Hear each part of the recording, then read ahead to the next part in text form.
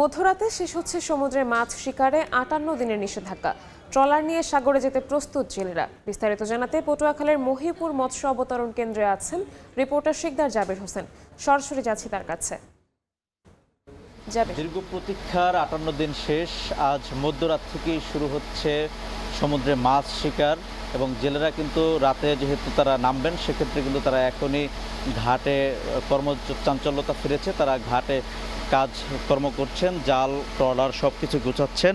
দীর্ঘদিন পর তারা সমুদ্রে যাবেন, সেই কর্মচাঞ্চল্যতা কিন্তু রয়েছে পটুয়াখালীর মহিপুর আলীপুর মৎস্য অবতরণ কেন্দ্রে। এই মুহূর্তে গুড়ি গুড়ি বৃষ্টি হচ্ছে, যার কারণে জেলে ট্রলার থেকে জেলেরা একটু উপরে উঠে গেছেন। কিন্তু কিছুক্ষণ পূর্বে আমরা লক্ষ্য করেছি এখানে ঘাটের যে ট্রলারগুলো রয়েছে সেই ট্রলারগুলোতে জেলেরা কর্মযজ্ঞ চালিয়েছে। তারা জাল ট্রলার মেরামত করেছেন, তারা সব কিছু প্রস্তুত করছেন।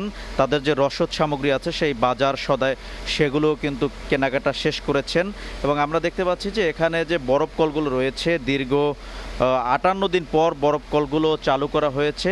শুধু বরফ কল নয়, পটুয়াখালী মৎস্য অবতরণ কেন্দ্রের সব ধরনের কার্যক্রম কিন্তু দীর্ঘদিন বন্ধ ছিল, এখন কিন্তু সব কার্যক্রমে চালু করা হচ্ছে। বরফ কল কিন্তু আমরা দেখতে পাচ্ছি যে চালু করা হয়েছে গত রাতেই।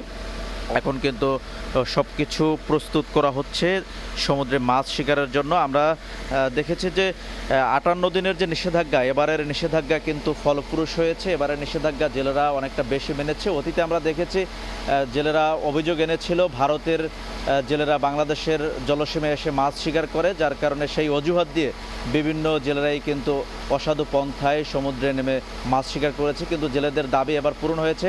৫৮ দিন করা হয়েছে নিষেধাজ্ঞা এবং পার্শ্ববর্তী দেশের সঙ্গে সমন্বয় করেই কিন্তু এই নিষেধাজ্ঞা জারি করা হয়েছে, যার কারণে জেলেরা তাদের দাবি মানার ফলেই তারা এবার নিষেধাজ্ঞা মেনেছে এবং তারা ঘাটে নোঙর করেছিল। আজ তারা আবার সমুদ্রে ফিরবেন মাছ শিকারের উদ্দেশ্যে। তো এতটুকুই ছিল পটুয়াখালীর আলীপুর মৎস্য অবতরণ কেন্দ্র থেকে আমার কাছে সবশেষ তথ্য। সরাসরি যুক্ত ছিলাম পটুয়াখালীতে।